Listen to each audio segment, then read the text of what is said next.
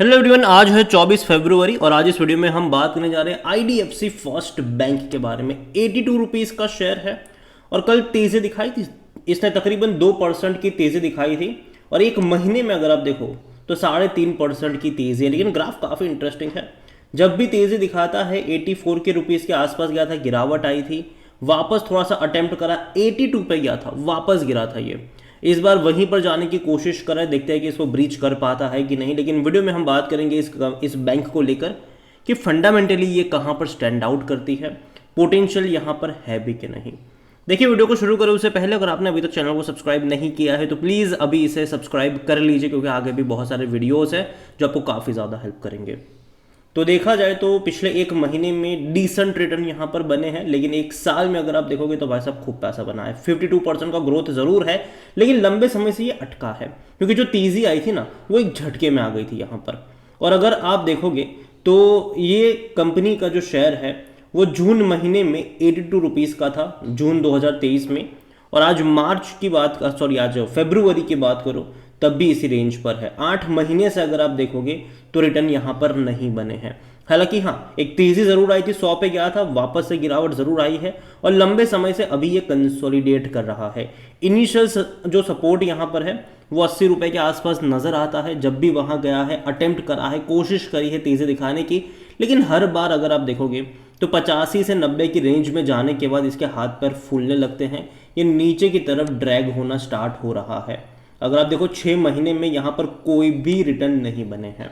जबकि देखो long term के लिहाज से मुझे ये बैंक खराब नहीं लगता है, बल्कि मैंने कहा भी था कि अभी यहाँ पर एक इवेंट है जो इनको थोड़ा बहुत परेशान करने वाला है, वो है इनका मर्जर का। आईडीएफसी फर्स्ट बैंक और आईडीएफसी लिमिटेड दोनों का जो मर्जर होने वाला है वो कहीं ना कहीं इनको थोड़ा बहुत परेशान कर रहा है, क्योंकि जब भी मर्जर वाला इवेंट होता है भाई साहब डेफिनेटली आपको वेट करवाता है जब तक वो कंप्लीट नहीं हो जाता।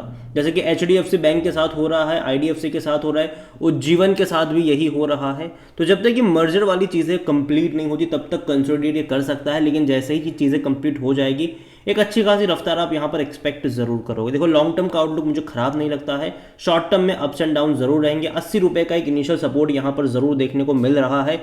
जब तक वो इंटैक्ट है मुझे लगता है कि डरने वाली बात नहीं है। लेकिन हाँ, अगर 80 का लेवल तोड़ दिया तो फिर 75-70 के भी लेवल ये दिखा सकता है।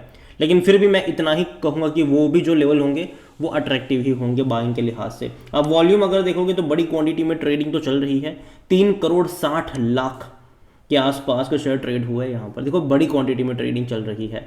और जहाँ तक बात करें according to money control user 100% लोग कह रहे बेचो। देखो मेरी बेचने की सलाह यहाँ पर कतई नहीं है। पहली चीज़ तो बेचने की सलाह मेरी नहीं है, खास करके उन लोगों के लिए जो लॉन्ग टर्म के निवेशक है। क्योंकि देखो लॉन्ग टर्म के लिहाज से मुझे कंपनी में, इस बैंक में कोई दिक्कत नज़र नहीं आती है। शॉर्ट टर्म में अप्स एंड डाउन ज़रूर है, और जो सबसे बड़ा इवेंट जो, और जैसे कि मैंने कहा कि मर्जर वाला थोड़ा बहुत इनको परेशान कर रहा है, उसके अलावा देखा जाए तो कोई उतनी बड़ी बात मुझे लगती नहीं। हालांकि नंबर्स जो इनके आए थे वो उतने ज़्यादा स्ट्रांग नहीं थे, एवरेज मैं कहूँगा उसको, जिसके चलते भी कह सकते हैं कि थोड़ी बहुत दिक्कतें इनको हुई ज़रूर है। और जहाँ तक डिविडेंड की बात की तो वो अभी तक पे नहीं कर रहे हैं। ये आखिरी बार 2018 में पे किया था, उसके बाद 19, 20, 21, 22, 23, 24 अभी भी पे नहीं किया है इन्होंने। और मुझे लगता है कि शायद अगले साल से पे करना स्टार्ट ये कर सकते हैं, क्योंकि अगर आप देखोगे ना तो अब तक ये लॉस में थे।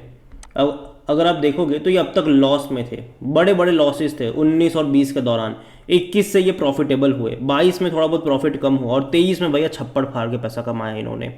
देखो शुरुआती दौर में जो भी कोई नया बैंक होता है उसको शुरुआती दौर में बहुत सारे खर्चे होते हैं, चाहे बैंक्स के अलग अलग ब्रांच ओपन करने को लेकर हो, एटीएम सेटअप करने को लेकर हो, मार्केटिंग को लेकर हो, कई सारे नए बैंक के लिए बहुत सारे खर्चे होते हैं।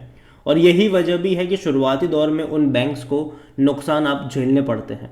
लेकिन धीरे धीरे जैसे जैसे बैंक एक रेप्यूटेड पोजीशन पे आता जाता है वैसे वैसे उनके वो जो बड़े वाले खर्चे होते हैं वो धीरे धीरे एलिमिनेट होते हैं और इनके रेवेन्यू जैसे मतलब बढ़ना स्टार्ट होंगे। क्योंकि अगर आप इनके रेवेन्यू देखोगे तो अच्छी ग्रोथ है ये। एनुअल अगर आप देखो तो भाई साहब बेहतरीन ग्रोथ 2023 में थी रेवेन्यू वाइज। आप देखो कैंडल बहुत बड़ा जंप वाला कैंडल है, और अभी भी अगर आप देखोगे तो क्वार्टर ऑन क्वार्टर रेवेन्यू में ग्रोथ है।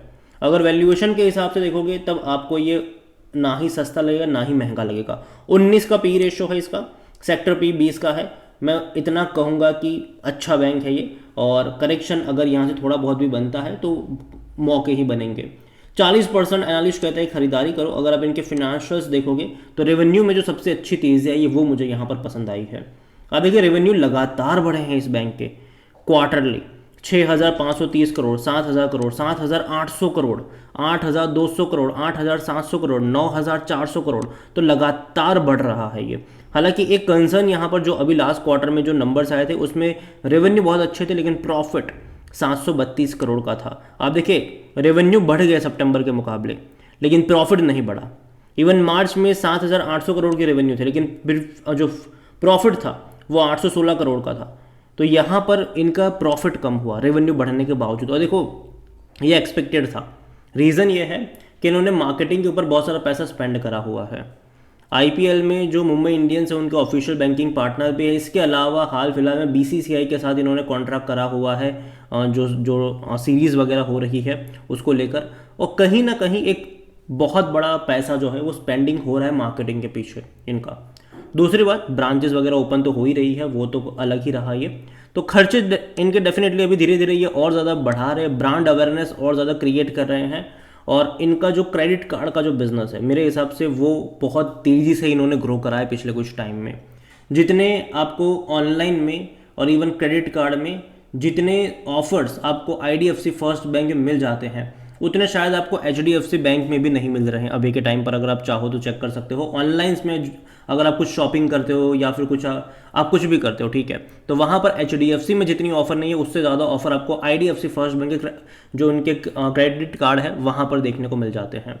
यहाँ पर शेयर होल्डिंग की तरफ नज़र करेंगे तो जो प्रमोटर है उनकी होल्डिंग 37.45% है, 3.40% म्यूचुअल फंड के पास है, 3.24 डोमेस्टिक के पास है। एफआईएल्स बड़ी क्वांटिटी में यहाँ पर खरीदारी करके बैठे, 24.30% है उनके पास। रिटेल और अदर की मिलाकर 31.62% की होल्डिंग है, जिनमें से रिटेल इन्वेस्टर 14.31%, अदर पार्टी 17.31% की होल्डिंग लेकर बैठे हैं। देखिए ओवरऑल अगर मैं बात करूँ आईडीएफसी फर्स्ट बैंक तो देखो खराब बैंक नहीं है। नंबर्स अगर आप देखोगे तो डेफिनेटली इनके रेवेन्यू में अच्छा खासा इंप्रूवमेंट हर क्वार्टर में आया है। प्रॉफिट भी अगर आप देखोगे तो मुनाफा भी डेफिनेटली इन्होंने कमाया है, 700-800 करोड़ के प्रॉफिट हर क्वार्टर में रहे हैं इनके। और उम्मीद करता हूं कि आगे ये और बढ़ते नजर आए। और जहां तक इस बैंक के चार्ट को अगर मैं देखता हूं तो कहीं ना कहीं 80 रुपये का जो लेवल है वो एक इनिशियल सपोर्ट के तौर पर काम कर रहा है और जब तक वो इंटैक्ट है मेरे हिसाब से उतनी बड़ी यहाँ पर डरने वाली बात नहीं है। मार्केट का मूड पॉजिटिव रहा तो डेफिनेटली ये आपको और तेज़ी दिखाएगा। लेकिन अभी के लिहाज से अगर आप देखोगे तो ये अटका है, 80 से लेकर 90 के रेंज में ये अटका है और लंबे समय से अटका है ये। और देखा जाए तो ये अक्टूबर महीने से, अक्टूबर 2023 से ये इसी रेंज में अटक चुका है। पहले या तो भैया 90 का लेवल ब्रीच होना चाहिए ब्रेकआउट के लिए, या तो फिर यहाँ पर ब्रेकआउट मतलब गिरावट के लिए 80 का लेवल ब्रीच होना चाहिए, 80 का लेवल टूटना चाहिए।